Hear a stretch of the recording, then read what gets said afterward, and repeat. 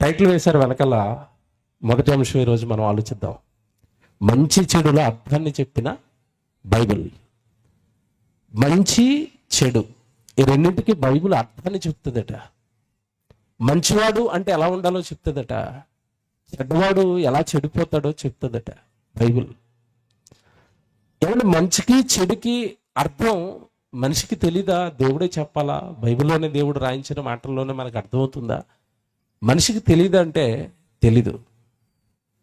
తెలీదండి. మనిషి మంచి అన్నది అతనికి చెడు చేస్తుంది. మనిషి దేన్నైతే చెడు అంటాడో అది మనిషికి ఏం చేస్తుంది అంటే మంచి చేస్తుంది. అంటే మంచి ఏదో చెడేదో కరెక్ట్గా మనిషికి తెలీదు అంటాను నేను.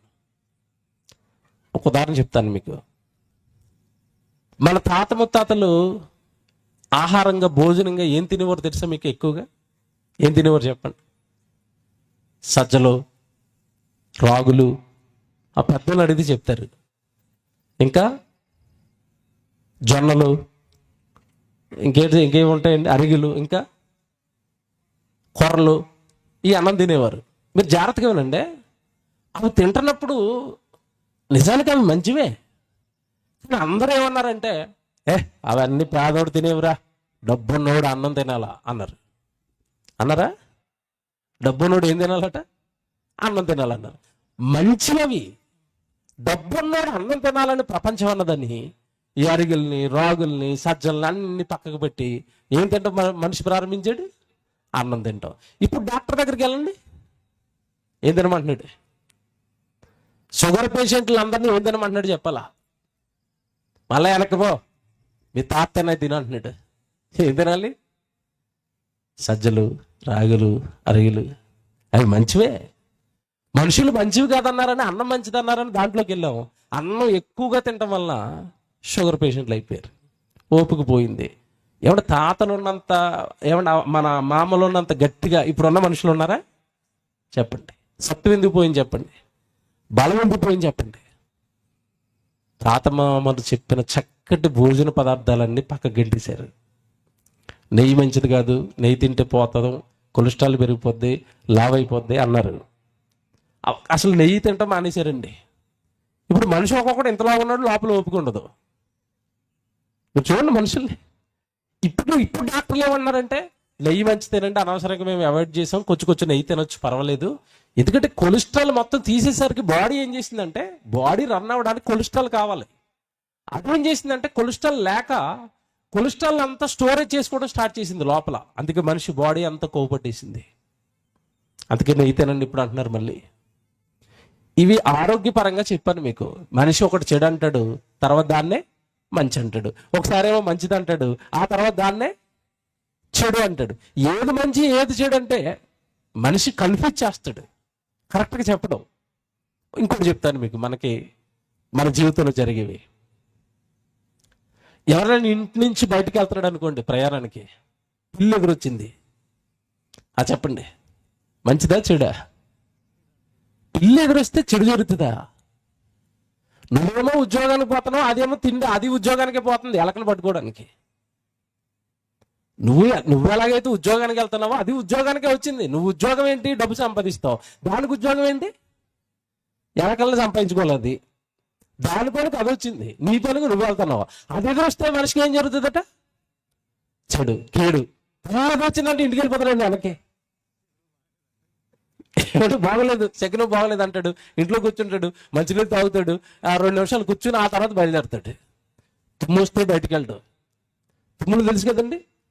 కరెక్ట్గా ఎవరైనా ఎవరు గుమ్మలోంచి అలా బయటకు వెళ్తున్నప్పుడు ఎదురింటి గుమ్మ కూడా అరుగు మీద కూర్చుని ఆ చిక్ అన్నాడు అనుకోండి, అంతే ఇంట్లో వెళ్ళిపోతాడు. అన్నీ తిట్టుకుంటాడండి, తిట్టుకోకుండా తిట్టుకుంటాడు. తుమ్ములు ఎందుకు వస్తాయి తెలుసా? మన శ్వాస తీసుకుంటున్నప్పుడు ఏదైనా డస్ట్ అడ్డొస్తే ఆ అలర్జీకి వెంటనే మనకేమొస్తుంది? తుమ్ము వస్తుంది. అది కూడా చెడే అన్నాడు. తుమ్ము వస్తే చెడు. ఏమండి మరి విధవరాలు ఎదురొస్తే చెడు, పిల్లి ఎదురొస్తే చెడు. ఎన్ని చెడులు చెప్పారండి? పోనీ ఇవి చెడులు అన్నారు. మనిషి ఎదురొస్తే మనిషికి మంచిది. ఆ మనిషి కూడా ఎవరు ఎదురు రావాలంటే వీడు అనుకున్న వాళ్ళు ఎదురు రావాలా. భర్తను పోగొట్టుకున్న ఆవిడ ఎదురొచ్చింది అనుకోండి, మళ్ళీ అది చెడే. ఆవిడని తిడతారు, ఇక ఆవిడని చూడండి ఎవరు పాపం. రకరకాల మూఢనమ్మకాలతో మంచి చెడు అని రకరకాలుగా పెట్టుకున్నారండి. మీకు ఒక విషయం చెప్తాను, ఇంకా బాగా అర్థమవుతుంది. మన తెలుగు రాష్ట్రాల్లో అమావాస్య అనగానే మంచిగా చెడా? చెప్పండి అమ్మా. అమావాస్య మంచిదా చెడ్డదా? విపరీతమైన చెడు. ఎంత చెడు అంటే ఏ పని చేయరు, చివరికి అమ్మాయిని కాపురాన్ని కూడా పంపించరు. ఏముందట ముందు? అమావాస్య ఎదురెట్టుకుని ఎలా పంపిస్తారా? పంపిస్తే కాపురం చెడిపోద్ది. జాగ్రత్తగా వినాలి. అమావాస్య చెడ్డదే. ఏ పని చేయరు, ఏ ఓపెనింగ్ చేయరు, ఏ ఇల్లు కట్టుకోరు, ఏ గృహప్రవేశం చేయరు, ఏ అమ్మాయిని ఇంటికి పంపించరు. Very good. మీరు ఎవరైనా కర్ణాటక వెళ్తే, నేను వెళ్ళొచ్చాను కాబట్టి నాకు అర్థమైంది ఇది. నేను కర్ణాటకలో ఉద్యోగం చేయడానికి వెళ్ళాను. మీరు ఎవరైనా కర్ణాటక వెళ్తే అమావాస్య తెలుగు రాష్ట్రంలో చెడ్డది, కానీ కర్ణాటక వాళ్ళకి అమావాస్య పండగ, మంచిది. పెద్ద పెద్ద షాపింగ్ మాల్స్ అన్నీ అమావాస్య రోజు ఓపెన్ చేస్తారు. వాళ్ళు అమావాస్య రోజు స్వీట్ వండుకుంటారు. అమావాస్య రోజు పెద్ద పెద్ద కంపెనీలు ఏమనంటూ ఓపెన్ చేస్తారు. ఇప్పుడు మీకు అర్థం ఏంటి? అమావాస్య మనకి చెడ్డదై, ఇదే అమావాస్య వాళ్ళకి ఏమైంది? మంచిదైంది. నీకు చెడ్డదైంది, వాడికి మంచిది ఎలా అయింది? నాకేం అర్థం అవ్వలేదు. నీకు చేయవలసిన అమావాస్య వాళ్ళకి మంచి ఎలా చేసింది? వాళ్ళు శుభ్రంగా షాపింగ్ కాంప్లెక్స్లు ఓపెన్ చేస్తారండి, పెద్ద పెద్ద హాస్టల్ ఓపెన్ చేస్తారు. నేను ఉన్నాను అక్కడ. ప్రతి అమావాస్యనండి నా రూమ్కి స్వీట్ పంపేవారండి వాళ్ళు, కంపెనీ వాళ్ళు. ఈరోజు అమావాస్య మా పండగ, స్వీట్ తిని బాబు అని స్వీట్ పంపేవారు రూమ్కి. నాకు మతిపోయేది. మన వాళ్ళేమో స్వీట్ కాదు కదా, ఆ రోజు బిర్యానీ కూడా వండుకోరు ఇంట్లో, అమావాస్య అంటారు ఇల్లు. మీకు ఏం అర్థమవుతుందంటే, మనిషికి చెడ్డదే అన్నాడు, కానీ మరో చోట అదే రోజు వాళ్ళకి ఏం జరుగుతుంది? మంచి జరుగుతుంది. ఇప్పుడు చెడ్డదన్నది మంచి అవుతుంది, మంచి అన్నది చెడ్డ అవుతుంది. అంటే లోకానికి ఏది మంచో ఏది చెడో తెలీదు. పెళ్లి చేసేటప్పుడు ఏం పెడతారు చెప్పండి? పెళ్లికి ఏం పెడతారమ్మా? ముహూర్తం. ఏ ముహూర్తం? మంచిదా చెడ్డదా? ఏమంటారు? ఏ ముహూర్తం అట? మంచి ముహూర్తం అంటాడు. 6 నెలలకి విడాకులు తీసుకుంటారు వెళ్ళి. అదేంటది? నాకేం అర్థం అవ్వలేదు. మంచి ముహూర్తం, బలమైన ముహూర్తం అంటాడు. ఆయన లారీ యాక్సిడెంట్లో చచ్చిపోతాడు సంవత్సరానికి. మరి మంచి ముహూర్తంలో పెళ్లి చేస్తే బాగుండాలి కదా. అది ముహూర్తం మంచిది అన్నావు కదా, బలమైందన్నావు, గట్టిగా ఉంటుంది అన్నావు, తక్కువ విడిపోయింది సంవత్సరానికి. అంటే కాలంలో మంచి ఉంది అన్నాడు, మనుషుల్లో మంచి ఉంటుంది ఎదురులో అన్నాడు. కాలంలో ఏమండి మంచి రోజులు చెడ్డ రోజులు అని పెట్టారు. మీకు తెలియదు కాదు కదా, ఈ రోజు మంచిది, ఈ రోజు చెడ్డది. మంగళవారం రోజు కటింగ్ షాపులు అన్నీ బందే ఉంటాయి. మంగళవారం రోజు కటింగ్ షాపులు తీరు. ఎందుకు తెలుసా మీకు ఎవరికైనా? అందరికీ ఆదివారం సెలవు, పాపం వాళ్ళకేమో మంగళవారం సెలవు.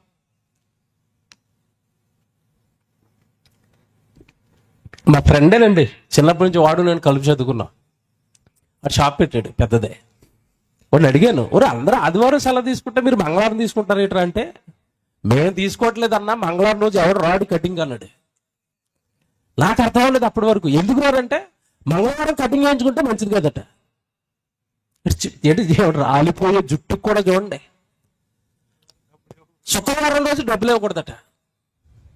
సరే, అంటే మనుషులు పెట్టుకున్న మూఢనమ్మకాలు ఇవన్నీ. మంచి చెడు, మంచి చెడు, మంచి చెడు.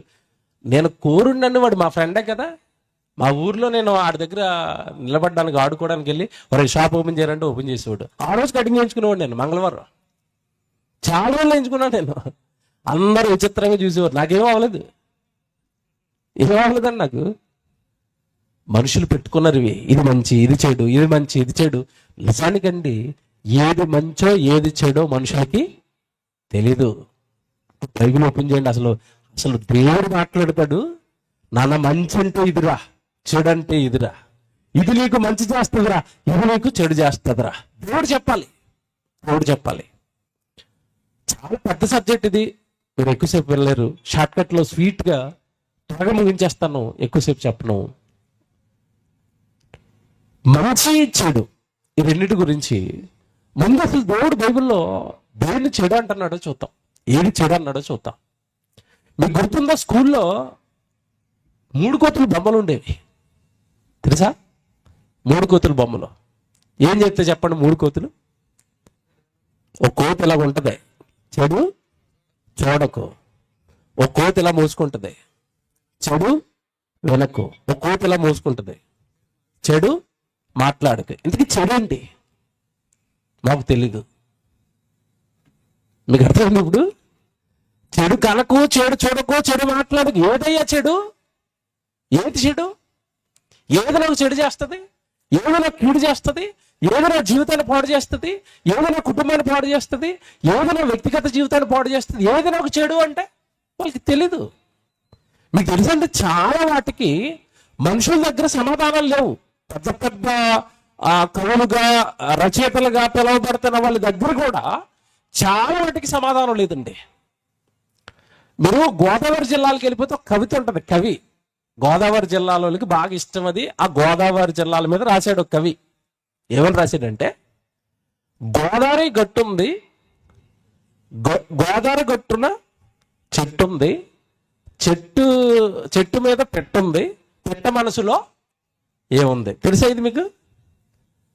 కరెక్టేనా తప్పు చెప్పానా? కరెక్టే. గోదావరి గట్టుంది, గోదావరి గట్టున చెట్టు ఉంది, చెట్టు మీద పెట్టుంది, పెట్ట మనసులో ఏముంది. అక్కడితో ఆగిపోయాడు కవి. అంతే. మరి ఎవరైనా కానీ పెట్ట వరకు వెళ్తారు, కానీ పెట్టు లోపల ఏముందంటే తెలీదు. కవి ఆగిపోయాడు అక్కడ. బైబిల్ ఆగుతుంది అనుకుంటున్నారా? బైబిల్ ఆగదు. పెట్ట మనసులో ఏముందో నేను చెప్తాను అన్నది దేవుడు బైబిల్లో. ఏం చెప్పాడు? ఈ చెట్టు మీద ఉన్న పెట్ట, చిన్న చిన్న పిల్లలు ఉంటాయి, తల్లి పెట్ట బయటికి వెళ్ళిపోద్ది ఆహారం తేయడానికి. ఆ పెట్ట ఏమనుకుంటుందో బైబిల్లో రాశాడు దేవుడు. రాశాడా? కాకి పిల్లలు ఆహారము కొరకు దేవుడికి ఏం చేస్తున్నాయట? మొరపెడుతున్నాయి. కాకి పెట్టే, ఆ పెట్ట మనసులో ఏముందో చెప్పాడు దేవుడు. తల్లి కాకి ఆహారానికి వెళితే మా అమ్మకి కొంచెం ఆహారం సిద్ధం చెయ్యి అని గూట్లో ఉన్న పెట్ట దేవుడికి ప్రార్థన చేస్తుంది. ఇది బైబిల్ చెప్పింది. మీకు అర్థమైంది ఇప్పుడు? అంటే బైబిల్ అంటే సమాజంలో గొప్ప గొప్ప వాళ్ళకి సైతము ఒక ప్రశ్న వచ్చి అక్కడ ఆగిపోతారు. చాలా చాలా విషయాల్లోనండి సమాజం ఒక చోట ఆగిపోయింది, కానీ బైబిల్ ఆగదు. బైబిల్ చెప్పలేని ఇవో ప్రశ్న వేస్తాం, దీనికి ఆన్సర్ బైబిల్ చెప్పమానండి అంటే బైబిల్ చెప్పలేని ప్రశ్నే ఈ సమాజంలో లేదు. ఏదైనా చెప్తుంది. అది బైబిల్ ఖ్యాతి. కారణం, బైబిల్లో రాయించింది ఈ సృష్టిని కలిగించిన సృష్టికర్త. ఎవరితో అడుగున ఆయన అంటాడు. ఇప్పుడు మనుషుల దగ్గరకు వచ్చి మన అంశానికి వెళ్తే ఏదండి మంచి, ఏదండి చెడు, ఏది మంచి, ఏది చెడు అంటే బైబిల్లో చెడు అంటే ఏంటిది? ఏం చెప్పాడు తెలుసండి బైబిల్లో దేవుడు చెడు గురించి? సమూయేలు గ్రంథం చూద్దాం డైరెక్ట్గా. 2వ అధ్యాయం 12వ వచనం తీసుకోండి. సమూయేలు 2వ గ్రంథం 12వ అధ్యాయం 8వ వచనం చదువుదాం. 8వ వచనం.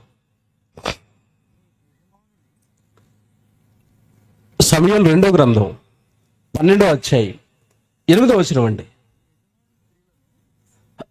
నీ యజమానుని స్త్రీలను నీ కౌగిటకు చేర్చి ఇశ్రాయేలు వారిని, యోధా వారిని నీకు అప్పగించి తిని ఇది చాలదని నువ్వు అనుకుని ఎడల నేను మరి ఎక్కువగా నీకు ఇచ్చి ఉందును. జాగ్రత్తగా వినండి, సందర్భం తెలియాలి. సందర్భం ముందు సౌలు ఇశ్రాయేలుకి మొట్టమొదటి రాజు. సౌలు తప్పు చేశాడు, మీకు తెలియదు కాదు. దేవుడు మాట వినకుండా తప్పు చేశాడు. అప్పుడు సౌలును రాజుగా దించేసి ఆ సింహాసనం మీదకి ఎవరిని ఎక్కించాడు? దావీదును ఎక్కించాడు. దావీదును ఎక్కించిన తర్వాత పాపం దావీదు జీవితకాలంలో చేసిన ఒకే ఒక తప్పండి. పాపం తన దగ్గర పనిచేస్తున్న ఉరియా భార్య బత్షెబను మోహించి అక్రమంగా అన్యాయంగా ఉరియాని చెప్పించేసి బత్షెబను తెచ్చేసుకున్నాడు అంతఃపురానికి. తెచ్చుకున్న తర్వాత గర్భవతి అయిపోయింది, బిడ్డ పుట్టాడు. ఏమండి, ఇదంతా జరుగుతున్నప్పుడు భూమి మీద ఉన్న మనుషులు ఏ తప్పు చేసినా, ఏ నేరం చేసినా తన పక్షపాతం లేకుండా తీర్పులు తీర్చేవాడు దేవుడు. దావీదు నా ఇష్టానుసారుడైన మనుషుడు అని చెప్పినా దావీదు చేస్తున్న తప్పును మాత్రం హెచ్చరించడం మానలేదు.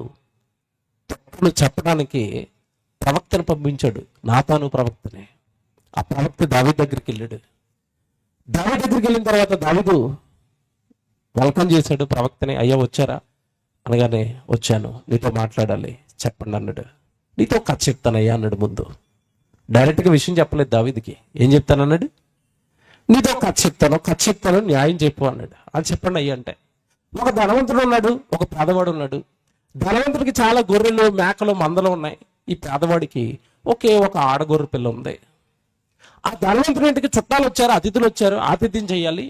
అతని ఇంట్లో చాలా మేకలు మందలు గొర్రెలు చాలా ఉన్నాయి. కానీ ఎదురుగానే పేదవాడు కష్టపడి పెంచుకుంటున్న, ప్రేమగా పెంచుకుంటున్న ఒక్కగానొక్క ఆడగొర్రె పిల్లని తీసుకెళ్లి దాన్ని చంపేసి ఆ వచ్చిన అతిథులకి విందు చేశాడు. ఇప్పుడు ఈ ధనవంతుడి విషయంలో నువ్వు రాజు కదా, ఏ న్యాయం చెప్తావో చెప్పు అన్నాడు. దావీదేమన్నాడు తెలుసా? వెంటనే, ఆ తప్పు చేసిన వాడు మరణానికి పాత్రుడు, ఆ తప్పు చేసిన వాడిని ఖండలుగా నరకాలి అన్నాడు. అప్పుడు ప్రవక్త ఏమన్నాడు తెలుసా? అతను ఎవరో కాదు నువ్వే అన్నాడు. దావీదుకి మండిపోయింది. నేనేంటి ప్రభు చేశానంటే, నువ్వు చేసిందంత దేవుడికి తెలియలేదు అనుకుంటున్నావా? ఒక్కగానొక్క భార్య, ఒక్కగానొక్క పేదవాడు పాపం కష్టపడి సైన్యంలో యుద్ధం చేస్తూ నీకు నమ్మకస్తుడుగా ఉంటున్న ఉరియా భార్యను బత్షెబను తెచ్చుకున్నావు కదా, ఉరియాను నువ్వు చంపించేశావు కదా, ఇదంతా దేవుడికి తెలిసిపోయింది అని 20వ వచనంలో చెప్తున్నాడు. నువ్వు ఎందుకు అక్రమం చేశావు, ఎందుకు అన్యాయం చేశావు? నీకు వివాహం చేసుకోవాలనుకుంటే క్రమంగా, న్యాయంగా, చట్టబద్ధంగా వివాహం చేసుకోవచ్చు కదా. పురవాడి భార్యను ఆశించవలసినంత కర్మలకి ఏమొచ్చింది? నీ బ్రతికేట ఒకప్పుడు ఆలోచించుకో. గొర్రెల కాపరిగా ఉన్న నిన్ను దేవుడు ఏ స్థాయికి తెచ్చాడు, ఏ స్థితికి తెచ్చాడు? ఏంటయ్యా ఈ పని ఏంటయ్యా, నువ్వు ఎందుకయ్యా ఇలా చేసావు? దేవుడిని అడిగితే ఏది కావాలంటే అది తెచ్చి నీ పాదాలు చెంత పెడతాడు కదా. అక్రమమైన, అన్యాయమైన, దుర్మార్గమైన మార్గాలను నువ్వు ఎందుకు ఎంచుకున్నావు? దేవుడికి నీ మీద కోపం వచ్చింది అన్నాడు. పరిశుద్ధుడు కదండి, చేయకి ఒక తప్పు చేశాడు కదండి. దేవుడికి నీ మీద కోపం వచ్చింది అనగానే గజగజ వణుకుపోయాడండి దావీదు. 8వ వచనం చూడండి, బైబిల్ ఎంత బాగుంటుందో.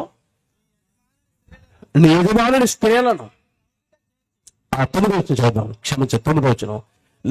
నేను యెహోవా మాటలు తృణీకరించి, అండర్లైన్ చేసుకోండి 9వ వచనం. నేను యెహోవా మాటలు తృణీకరించి ఆయన దృష్టికి చెడుతనము చేసితేవేమి, అండర్లైన్ చేసుకోండి. నువ్వు ఆయన మాటలు తృణీకరించి, అనగా దేవుడి మాటలు తృణీకరించి, దేవుడి మాటలు పక్కకు పెట్టి చెడుతనము చేసితివేమి అన్నాడు. అంటే ఈ మాట మీరు బాగా ఆలోచిస్తే, దేవుడి దృష్టికి చెడు ఎప్పుడు, చెడ్డవాడుగా మనిషి ఎప్పుడు కనపడతాడు అంటే, ఇది దేవుడి మాటలు ఎప్పుడైతే తృణీకరిస్తాడో, దేవుడి మాటలు ఎప్పుడైతే మనిషి పక్కకు గంటేస్తాడో, అప్పుడు మనిషి జీవితానికి ఏం జరుగుతుందట? చెడు. నువ్వు దేవుడి మాటలు తృణీకరించి చెడుతనము చేసితివేమి అన్నాడు. అంటే ఈ రాత్రి మీరు బాగా ఆలోచించవలసింది ఒక్క వచనమే. నువ్వు ఎప్పుడైతే దేవుడి మాటలు నీ జీవితంలో పక్కకు గంటేస్తావో, అప్పుడు జీవితానికి ఏం జరుగుతుంది? చెడు. పెళ్లి దొరిస్తే కాదు, ఎవరో ఏదో నిన్ను శపిస్తే నీకు చెడు జరిగిపోద్ది అనుకుంటారు చాలా మంది. ఇదొక మూఢనమ్మకం ఉంటుంది. క్రైస్తవులు అయినా సరే, వాళ్ళు నన్ను శపించారండి, వాళ్ళు నన్ను తిప్పారండి, అందుకే నేను ఎలాగ అయిపోయానండి. ఏమవరండి. నీకు మేలు జరగాలన్నా, కీడు జరగాలి అన్నా, ఆ రెండు ఎవరి దగ్గర నుంచి రావాలి? ఎవరి అధీనంలో ఉంటాయి? దేవుడి అధీనంలో ఉంటాయి. నువ్వు దేవుని మాటలను తృణీకరించి చెడుతనం చేసేదివేమి అంటే, ఇప్పుడు జాగ్రత్తగా వాళ్ళు ఈ పదం జాగ్రత్త పట్టుకోవాలా. దావీదుకి ధర్మశాస్త్రం తెలుసు, నరహత్య చేయకూడదు. తెలుసా తెలీదా? ధర్మశాస్త్రాన్ని దివారాత్రాలు చదువుకున్న దావీదుకండి నరహత్య చేయకూడదన్న ఆజ్ఞ తెలుసా తెలీదా? తెలుసు. పొరుగువాడి భార్యను ఆశించకూడదన్న ఆజ్ఞలో ఒక ఆజ్ఞగా ఉందా లేదా? ఉంది. ఆజ్ఞ తెలుసా తెలీదా? ఆయనకి తెలుసు. మరి ఆజ్ఞలన్నీ తెలిసిన దావీదు ఆజ్ఞలను బత్షెబా విషయంలో, ఉరియా విషయంలో ఏం చేశాడు? తృణీకరించాడు. నరహత్య చేయకూడదని తెలిసి ఉరియాను చంపించాడు. వ్యభిచరించకూడదని తెలిసి పొరుగు వాని భార్యను అక్రమంగా తన నగరికి తెప్పించుకున్నాడు. ఇదే దేవుడు మళ్ళా ప్రశ్నిస్తున్నాడు అక్కడ. ఏమని? నీవు దేవుని మాటలను తృణీకరించి ఆయన దృష్టికి చెడుతనము చేసితివేమి అంటే, నీకు గాని, నాకు గాని, దావీదుకు గాని చెడు ఎప్పుడు జరుగుతుంది చెప్పండి? ఈ మాటను బట్టి చెడు ఎప్పుడు జరుగుతుంది? దేవుని మాటలు నువ్వు ఎప్పుడైతే పక్కకు పెడతావో అప్పుడు నీకేం జరుగుతుంది? చెడు జరుగుతుంది. దొంగతనం చెయ్యొద్దు అన్నాడు. చేసావనుకోండి, దానివల్ల నీకు ఏం జరుగుతుంది? ఫస్ట్ దొంగతనం తెలియకపోవచ్చు, రెండో తెలియకపోవచ్చు, మూడో తెలియకపోవచ్చు. దొంగ ఎప్పటికైనా దొరుకుతాడా? దొరకడా? దొరుకుతాడు. దొంగ ఎప్పటికైనా అరెస్ట్ అవ్వక మానతాడా? అరెస్ట్ అవుతాడు. అప్పుడు జీవితానికి ఏం జరుగుతుంది చెప్పండి? చెడు, గౌరవం పోద్ది, మర్యాద పోద్ది. ఇంకా చెప్పడం మీకు సింపుల్గా అర్థమయ్యేవి. మందు తాగొద్దు అని బైబిల్ చెప్పిందా లేదా? మద్యపానము కొట్టకూడదు, త్రాగుబోతుల విందులు మీరు చేయకూడదు అని బైబిల్ చెప్పిందా లేదా? చెప్పింది. దేవుడు త్రాగొద్దు అని చెప్పినా సరే నేను తాగుతాను అన్నావు అనుకోండి, మంచి జరుగుతుందా చెడు జరుగుతుందా? చెప్పండి. కొద్ది రోజులు కిడ్నీలు పోతాయి, ఆ తర్వాత లివర్ పోతాయి, ఆ తర్వాత మనిషి పోతాడు, ఫోటోకి దండడుతుంది. త్రాగొద్దు అన్న తర్వాత త్రాగేవనుకో, బండి మీద వెళ్తే ఎవరినో గుద్దేస్తావు, ఒళ్ళంతా గాయాలైపోతాయి, కాలు ఇరిగిపోతాయి, చెయ్యి ఇరిగిపోతాయి. అవసరమా? బైబిల్లో త్రాగుబోతుల గురించి ఏం చెప్పాడంటే వాళ్ళకి హేతువు లేని గాయాలు తగులుతాయి అన్నాడు. ఏ గాయాలట? హేతువు లేని గాయాలంటే గాయం ఎందుకు అయిందిరా అంటే చెప్పుకోవడానికి కూడా ఉంటుంది తెల్లారి, అలాంటి గాయాలు తగులుతాయి అన్నాడు. ఎందుకంటే మొత్తం ఇటు తూతూ ఏ పాత్ర ఉండని పడిపోతాడు. మొత్తానికి ట్యాప్ తగిలిద్ది, ఇంత కనబడిపోద్ది. పొద్దున్న గుడ్డ కట్టుకుని ఊరంతా తిరుగుతూ ఉంటాడు. ఒరే రాత్రి నిన్న బాగానే ఉన్నావు కదా, ఏడు పట్టంటే ఏం చెప్తాడు? తాగేసి పడిపోయానని చెప్తాడా? చెప్పుకోలేడు. అది తగిలింది, ఇది తగిలింది అని అబద్ధాలు చెప్పుకోవాలా? అవసరమా నీకు? హేతువు లేని గాయాలు తగులుతాయి అన్నాడు. ఒంతులంటే దెబ్బలు తగులుతాయి అన్నాడు. ఎందుకయ్యా? కష్టార్జితాన్ని ఆ త్రాగుడికి ఇచ్చేస్తాను. ఒకసారి పిల్లల్ని చూడు, భార్యని చూడు. ఆ కష్టార్జితాన్ని అంత దాచుకుంటే వాళ్ళకి ఎంత మంచి భవిష్యత్తు ఉంటుంది. ఎందుకంటే దాన్ని అన్యాయంగా అక్రమంగా ఆ మత్తు కోసం ఖర్చు పెట్టేయటం. పోనీ నువ్వు ఖర్చు పెట్టడం వల్ల నీకు ఏమైనా ఉపయోగం జరుగుతుందంటే నీ శరీరం అంతా ఏమైపోతుంది? పాడైపోతుంది. రకరకాల రోగాలు వస్తాయి. ధరలో ఉన్నా కనుక ఎవరిలో ఉన్నా కనుక ఏమీ తెలీదు. 50 సంవత్సరాలు దాటిన వెంటనే అవయవాలన్నీ కూడా బాధ పెట్టడం ప్రారంభిస్తాయి. ఎందుకంటే మందు అనగానే యాసిడ్ ఉంటుంది. ఆ యాసిడ్ వెళ్ళి ఒక్కొక్క అవయవం నెమ్మదిగా తినేస్తుంది. ఇప్పుడు ఎవరిలో ఉన్నావు కనుక, బలంలో ఉన్నావు కనుక అవయవం బాధ పెడతానో నీకేం నొప్పి తెలీదు.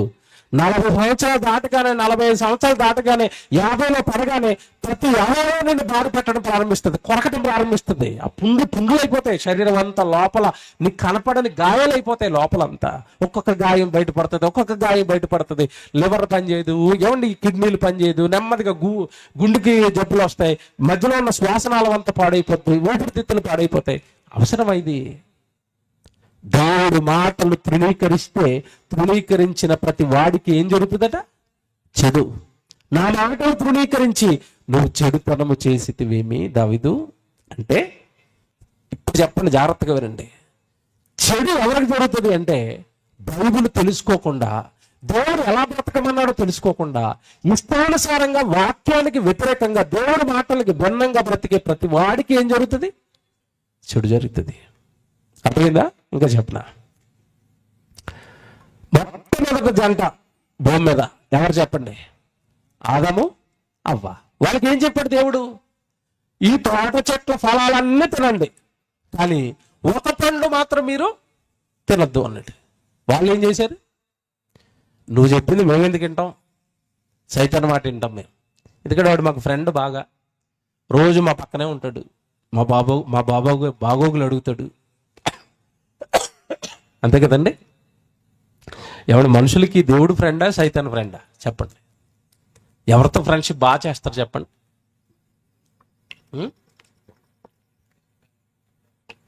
ఎవరితో ఫ్రెండ్షిప్ ఎక్కువ చేస్తారని అడుగుతున్నాను నేను. ఎవరి వరకు వద్దు, మనం టెస్ట్ చేసుకుందామా? చేతులు పైకెత్తండి అందరూ. ఈ 2 చేతులు. ఈ చేతులతో నేను బైబిల్ రోజుకు 10 గంటలు పట్టుకుంటానన్న వాళ్ళు చేతులు అలాగే ఉంచండి. టక్మని కిందకి వెళ్ళిపోయినాయి. ఇప్పుడు మళ్ళా పైకెత్తి ఈ చేతులతో రోజుకు 10 గంటలు ఫోన్ పట్టుకుంటానన్న వాళ్ళు అలాగే ఉంచండి. అన్ని చేతులు అలాగే ఉంటాయి. ఇప్పుడు మన ఫ్రెండ్ దేవుడా దెయ్యమా చెప్పాలా? చెప్పండి. ఫోన్లో దెయ్యం ఉంది, బైబిల్ ఎవరున్నారు? దేవుడు ఉన్నాడు. మనకి దెయ్యమా దేవుడా ఎక్కువసేపు? మన ఫ్రెండ్. చెప్పండి. దెయ్యం ఫ్రెండ్షిప్ ఎక్కువ మనకి. ఎంతసేపు చూడండి దెయ్యమే. బైబిల్ ఓపెన్ చేస్తే దేవుడు, పరిశుద్ధత, పవిత్రత, నీతి, న్యాయము, యథార్థత, పిల్లలు, కుటుంబము, పరలోకము, ఆత్మ, చెడు, మంచి, ఇవన్నీ మనకు ఎవరు చెప్తారు? బైబిల్. ఈ దెయ్యం ఓపెన్ చేసామనుకోండి, ఇది ఎప్పుడూ చెడే. మంచి చెప్తాం, మంచి చెప్తేదానాలు చేయొద్దండి. బైబిల్ కంటే ఫోన్ మంచి చెప్తేదానాలు చేయొద్దండి. ఒక్క చేయలేకదు. నీ బైబిల్ కంటే సెల్ ఫోన్ ఏం చెప్తుంది మంచి, నీ జీవితాన్ని ఏం బాగు చేస్తుంది? బైబిల్ చదువుకో, ఎప్పుడు బైబిల్ గురించి ఆలోచించు. దేవుడండి, దేవుడు మాట్లాడతాడండి. ఎంత బాగుంటుంది తెలుసండి దేవుడు మాట్లాడితే. దేవుడు మాటలు ఎంత బాగుంటాయండి. ఈ రాత్రి ఒక్క మాట నేర్చుకుంటున్నాం. మనకి ఈ ఒక్క మాట ఎంత బాగుంటే బైబిల్ అంతా ఎంత బాగుంటుందండి. దేవుడు మాట్లాడితే ఎంత బాగుంటాయండి, ఎంత రుచిగా ఉంటాయండి, ఎంత ఆనందంగా ఉంటాయండి, ఎంత సంతోషంగా ఉంటాయి. ఆ రోజు ఆదామకి ప్రతి చల్లపూట వచ్చి దేవుడు మాట్లాడుతూ, నాన్న బాగున్నారా, క్షేమంగా ఉన్నారా, చక్కగా దేవుడు మాట్లాడుకున్నారండి. పక్కమని ఒక రోజు దయ్యం వచ్చింది. ఇది నిజమా?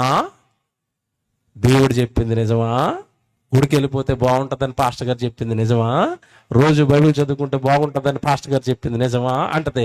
ఆ నిజమా కాదా అని నువ్వు ఇలాగ చెయ్యడం అంతే. అప్పుడు నెమ్మదిగా సీరియళ్ళు, సినిమాలు, టీవీ, యూట్యూబ్, ఫేస్బుక్, ఇన్స్టాగ్రాము, లైకులు చూడు, షేర్లు చూడు, ప్రజలకు వచ్చిన ఫేమ్ చూడు, ఓ క్లాప్స్ కొడుతున్నారు చూడు, నీకు లైకులు లేవు, ఆ బైబిల్లో ఎడతానందుకు నీకు షేర్లు లేవు అంటది. ఎందుకంటే నువ్వు ఎప్పుడు బైబిల్ వాక్యాలు అంటావు, నిన్నెవడం షేర్ చేస్తాడు, నిన్నెవడం లైకులు కొడతాడు. కాబట్టి నువ్వు అర్జెంటుగా రీల్స్ చేయాలి. ఇప్పుడు ఏం చేయాలి? ఒంటి మీద బట్టలు సగం సగం వేసుకుని అలాగ కెమెరా ముందు పెట్టుకోగానే అందరూ నీకు లైకులు కొడతారు. ఎంత బాగుందో చూడ అంట దయ్యం. అంతే కదండి. నేను మాట్లాడుతున్నాను, ఆడపిల్లలు జాగ్రత్తగా వినండి, యవనస్తురాళ్ళు. లోకం ఈ పిచ్చిలో పడింది. ఏ పిచ్చిలో పడింది అంటే, ప్రజలు నన్ను లైక్ చేయాలి, ప్రజలు నన్ను ఫాలో చేయాలి, ప్రజలు నన్ను పొగడాలి. ఆ పిచ్చిలో పడి ఆ పిచ్చి నెరవేర్చుకోవడానికి వాళ్ళు దేనికైనా దిగజారిపోతున్నారండి. వాళ్ళు వేసుకునే బట్టల దగ్గర నుంచి, వాళ్ళు మాట్లాడే మాటల దగ్గర నుంచి దిగజారిపోయారు. వాళ్ళు దేనికోసం దిగజారిపోయారు చెప్పండి? మమ్మల్ని ప్రజలు ఏం చేయాలి?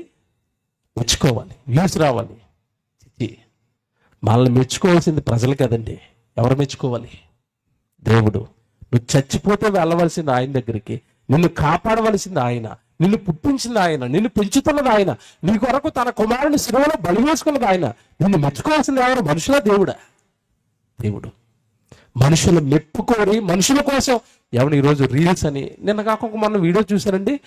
నిజంగా నాకు ఎంత పిక్చర్లు అయిపోయారండి అనిపించింది. మీరు చూసుంటారు, వాట్సాప్లో వచ్చింది. ఒకడు నేను త్వరగా ఫేమస్ అయిపోవాలని చెప్పండి, ఒక బ్రిడ్జ్ పైన నుంచున్నాడు, కింద ట్రాక్టర్ వెళ్తుంది, బ్రిడ్జ్ పై నుంచి దూకాడండి ట్రాక్టర్లో పడదామని.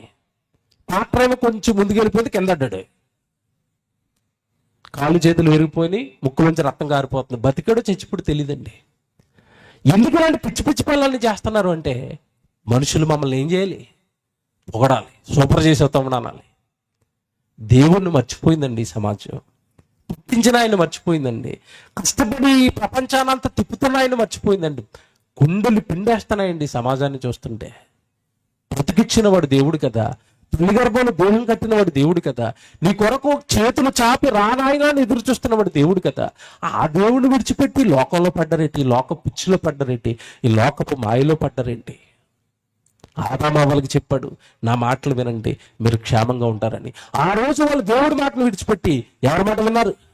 దయ్యం మాట విన్నారు. ఇప్పుడు జాగ్రత్తగా వినాలి. దేవుడి మాటను తృణీకరించారు. ఆ మంచి చెడ్డల తెలుగునిచ్చి పండును తినద్దు అంటే తిన్నారు. తిన్న తర్వాత మంచి జరిగిందా చెడు జరిగిందా నాకు చెప్పాలి. ఆదామవ్వలకి ఏం జరిగింది? ఎలాంటి చెడు జరిగిందంటే, అవ్వమ్మకి అప్పటి వరకు పొయ్యి ఎలాగుంటుందో తెలీదు, పొయ్యి వెలిగించాల్సిన పరిస్థితి వచ్చిందా? అప్పటి వరకు ఏందన్నారు? శుభ్రంగా పళ్ళు తెంపుకుంటున్నారు. గెట్ అవుట్ మై ఏదైనా అన్నాడు, ఏదో నుంచి గంటేసాడు బయటికి. మనం ఏం చేయాలి? వ్యవసాయం ఏమో ఆదాయం చేయాలి. ఆయన వ్యవసాయం చేసి పట్టుకొచ్చినవన్నీ అవ్వమ్మ ఇంట్లో ఏం చేయాలి? ఇప్పుడు వంట చేయాలి. వంటలు తగ్గటం, వంట చేయటం, బట్టలు తగ్గటం, పొలానికి వెళ్ళి వ్యవసాయం చేయటం, ఈ కష్టాలన్నీ శ్రమలన్నీ ఎవరు తెచ్చుకున్నారు చెప్పండి? అవ్వమ్మ, ఆదాము. దేనిని బట్టి తెచ్చుకున్నారు? దేవుని మాటను తృణీకరించి. సేమ్ యాస్టీజ్గా ఇదే డైలాగ్ మళ్ళీ కయ్యంతో చెప్పాడు.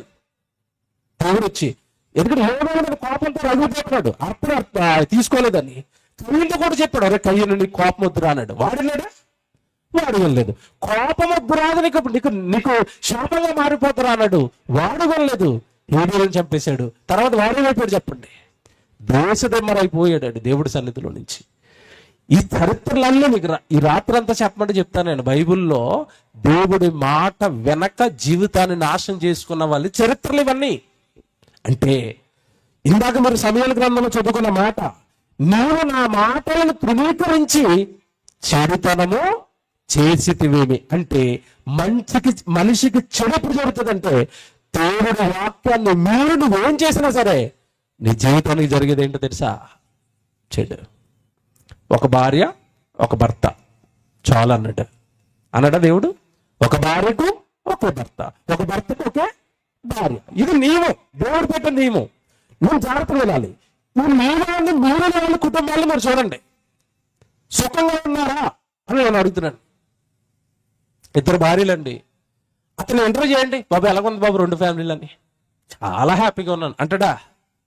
చచ్చిపోతున్నాడు. వాడికున్న తిప్పలు, వాడికున్న కష్టాలు అన్నీ కాదు.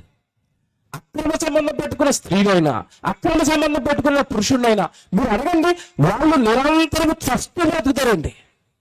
ఈ విషయం అడగని తెలిసిపోద్దేమో, ఈ విషయం నా భర్తకు తెలిసిపోద్దేమో, ఈ విషయం నా భార్యకి తెలిసిపోద్దేమో, ఈ విషయం నా పిల్లలకు తెలిసిపోద్దేమో, ఈ విషయం నా అత్తమాలకు తెలిసిపోద్దేమో, ఈ విషయం నా విరుగులకు తెలిసిపోద్దేమో. ఒకవేళ తెలిస్తే భార్య ఎలా రియాక్ట్ అవుతుందో, దీన్ని అంగీకరిస్తుందా, వెళ్ళి పోలీస్ స్టేషన్లో కేసు పెడుతుందా? నా బ్రతికేటి, నా జీవితం ఏంటి? చూడండి, వాళ్ళకి అసలు మనశ్శాంతి ఉండదండి. దొంగ చాటున బ్రతకాల్సిన పరిస్థితులు, దొంగ చాటున ఫోన్లు మాట్లాడుకోవాల్సిన పరిస్థితులు. ఏమన్నా హ్యాపీగా సెల్ ఫోన్ ఇలాగ ఆన్ చేసి ఫోన్ వస్తే స్పీకర్ ఆన్ చేసి మాట్లాడుకోగలంటే అంత సీన్ ఉంటుంది. బ్యాక్ ఎత్తారు ఫోన్ రాగానే. ఎందుకంటే ఇంకా అమ్మగారు అనకూడదు కదా. ఎందుకు ఈ దొంగచాటు బతుకులు ఎందుకు నీకు? ఈ పాపిస్ట్ బతుకులు ఎందుకు? ఈ పాపిస్ట్ కార్యక్రమాలు ఎందుకు? చాలా మందికి 2 సిమ్లు ఉంటాయండి. ఇంట్లో సిమ్ వాడతారట, బయటికి వెళ్ళగానే ఆ సిమ్ వేసి డబల్ సిమ్ ఎక్కిస్తారట అందులోకి. ఎందుకంటే అమ్మగారు చేస్తుంది. అమ్మగారి దగ్గర 2వ నెంబర్ ఉంటుంది, అది ఇంటికి రాగానే తీసేస్తాడు. అన్ని కన్నింగ్ వేషాలు, కన్నింగ్ బ్రతుకులు. ఎందుకు ఈ జీవితాలు మీకు? ఎందుకు ఈ బ్రతుకులు మీకు? దేవుడి మాటను తృణీకరించావు, జీవితంలో మనశ్శాంతిని కోల్పోయావు. నువ్వు ప్రేమ లేదు, ఆప్యాయత లేదు, అన్ని అనుమానాలు, అన్ని ఏమండి ఎక్కువగా ఆలోచించి ఆరోగ్యం పోగొట్టుకోవటం. మీకు విషయం తెలుసా? నేను ప్రతి సభలో చెప్తాను ఇది. పురుషులకు హార్ట్ అటాక్ వస్తుంది తెలుసా మీకు? హార్ట్ అటాక్ పురుషులకు వస్తుందా స్త్రీకి వస్తుంది తెలుసా మీకు? ఎవరికి ఎక్కువ వస్తుందో? పురుషులకే వస్తుంది. స్త్రీల పర్సెంట్ చాలా తక్కువ. ఎక్కువ మంది పురుషులు చచ్చిపోతారండి. చచ్చిపోవడానికి 2 కారణాలు ఉన్నాయి. కొంతమంది సమాజంలో ఈ కుటుంబాన్ని ఏలలేక అవకతవకలు పడి అనవసరమైన భారాలన్నీ మీద పెట్టుకుని ఆలోచించుకు చచ్చిపోయే వాళ్ళు ఎక్కువైతే, ఎక్కువ మంది అక్రమ సంబంధాల బారిన పడి 2 ఫ్యామిలీలకి న్యాయం చేయలేక చచ్చిపోతున్నారట. సరే, నా మాటలను పునీకరించావు అంటే నీకేం జరుగుతుంది అన్నాడు? చెడు. చెడు చెడు అంటే మీకు అర్థమైపోయింది. దేవుడి మాటల్లో మనకు మంచి ఏదో ఉంది. దేవుడి మాటలను తృణీకరిస్తే మనకేం జరుగుతుంది? చెడు. ఇందుకే మంచి వరకు జరుగుతుందండి. మంచి అంటే ఏంటి? అది చూపించి ముగించేస్తా. కీర్తన గ్రంథం 1 అంటే 92వ కీర్తన 1 నుంచి చదువుదాం. అందరు తీసుకోండి.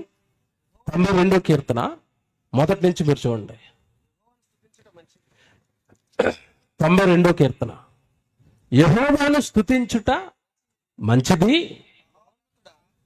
యెహోవాను స్తుతించుట మంచిది, మహోన్నతుడా నీ నామమును కీర్తించుట మంచిది. చూసారా? మంచిది, మంచిది, మంచిది. ఏది మంచట? ఏది మంచిదట? యెహోవా నామమును స్తుతించుట మంచిది.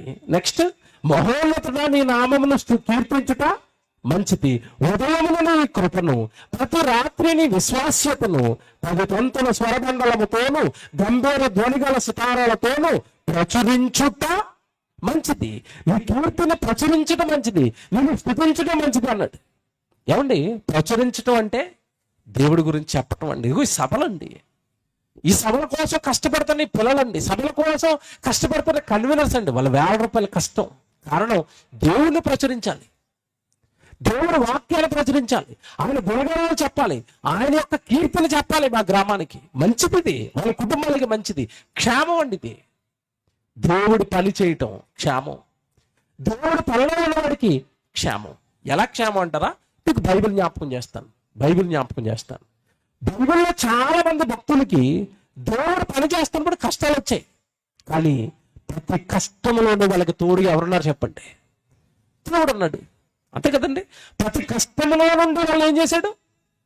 నీతిమంతులకు కలుగు ఆపదలు అనేకములు. తర్వాత నెక్స్ట్ ఏమిటి అక్కడ? ఆయన వాటన్నిటిలో నుండి వారిని ఏం చేస్తాడు? రక్షిస్తాడు, తప్పిస్తాడు. ఒకవేళ దేవుడు పని చేస్తూ నీకు కష్టం వచ్చినా తప్పించడానికి, రక్షించడానికి ఆయన ఉన్నాడట.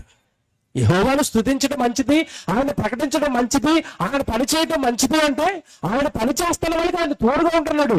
ఆ పనిలో ఉన్న వాడికి మంచి చేస్తాడు, ఆయన స్తుతించే వాడికి మంచి చేస్తాడు, మేలే చేస్తాడు. పౌలు గారు అన్న మాట మీకు తెలియదు కదండి. నా మట్టుకైతే బ్రతుకుట క్రీస్తే, చావైతే. ఎవడు చావుకు లోకం భయపడిపోతుంటే దేవుడు పని చేస్తున్న ఆయన చావుతో నాకేమన్నాడు? లాభం. అంటే దేవుడి పని చేస్తే మనకేం జరుగుతుందట? మంచి జరుగుతుంది. ఎందుకంటే యెహోవా యందు భయభక్తులు గల వారి చుట్టూ ఆయన దూతను దేవుడు కాపలాగా పెడతాడు. నువ్వు దేవుడి పనిలో ఉంటే నీకు దూత కాపలాగా ఉంటుంది, నీకు ఎల్లప్పుడూ మంచి జరుగుతుంది. మాటల్లో ఉందండి మంచి. ఆ మాటలను ప్రచురించే వాడికి ఏం జరుగుతుందంటే మంచి జరుగుతుంది. ఆయన్ని కీర్తించుట మంచిది, ఆయన్ని స్తుతించుట మంచిది, ఆయన్ని ప్రచురించుట మంచిది, ఆయన పనులు జరిగించుట మంచిది. సమాజానికి మంచి అంటే తెలియలేదండి, ఏది మేలో తెలియలేదండి సమాజానికి.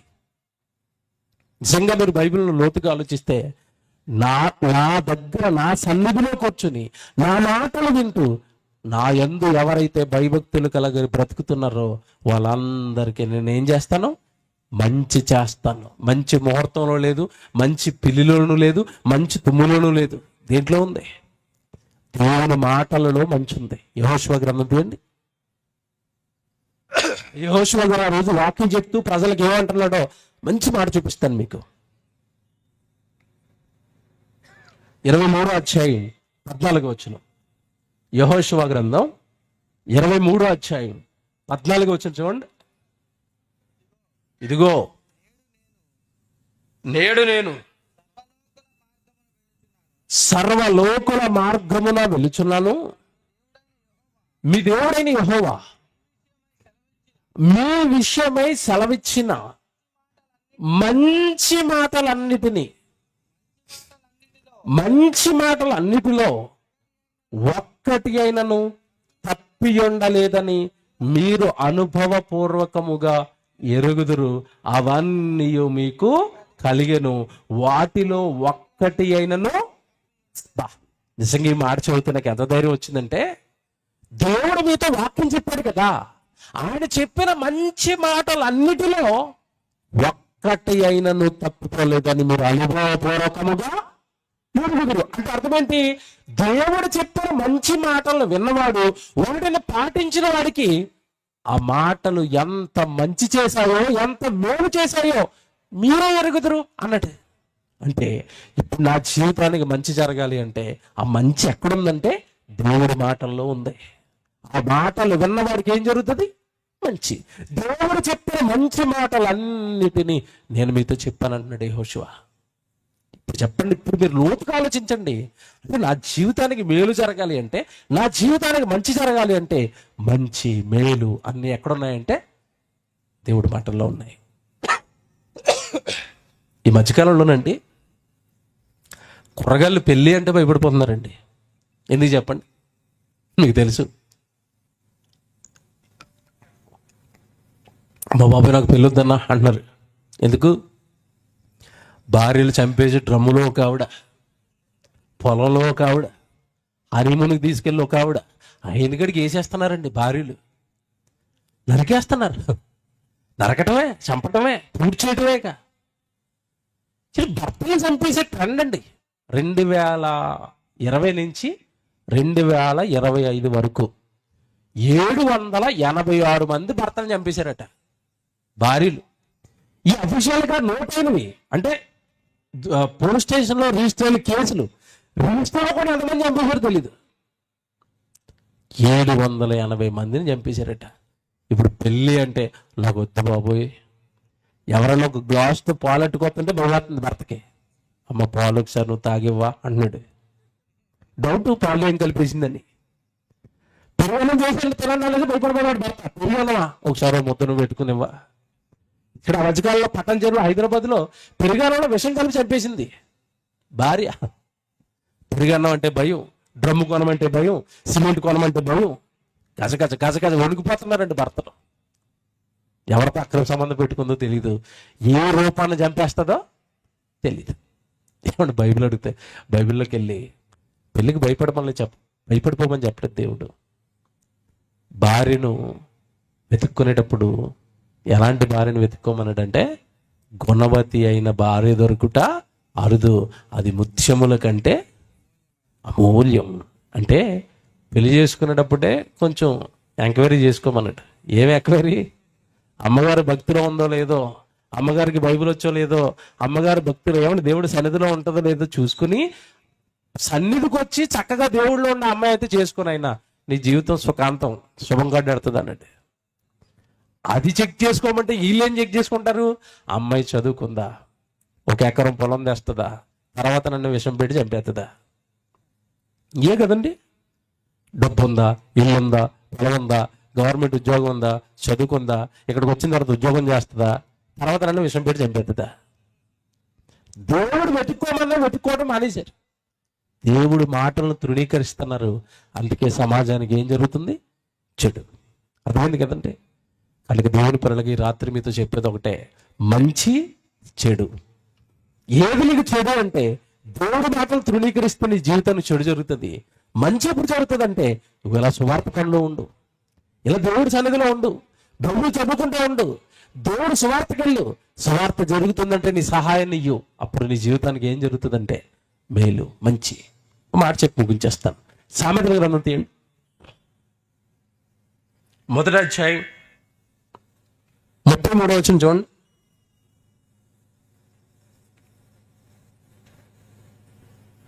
సామెతల గ్రంథం 1వ అధ్యాయం 33వ వచనం. నా ఉపదేశమును అంగీకరించువాడు ఎలా ఉంటాడటండి? సురక్షితముగా, క్షేమంగా నివసిస్తాడు. ఎవరు సురక్షితంగా ఉంటాడు, ఎవరు క్షేమంగా ఉంటాడట? నా ఉపదేశమును వినువాడు అన్నాడా, అంగీకరించేవాడు అన్నాడా? వినడానికి అంగీకరించడానికి చాలా తేడా ఉంది తెలుసా. వినడానికి బాగుంటాయి. చాలా మంది ప్రసంగం విన్న తర్వాత ప్రసంగం ఎలా ఉందంటే అబ్బా సూపర్ ప్రసంగం అని చప్పట్లు కొడతారు.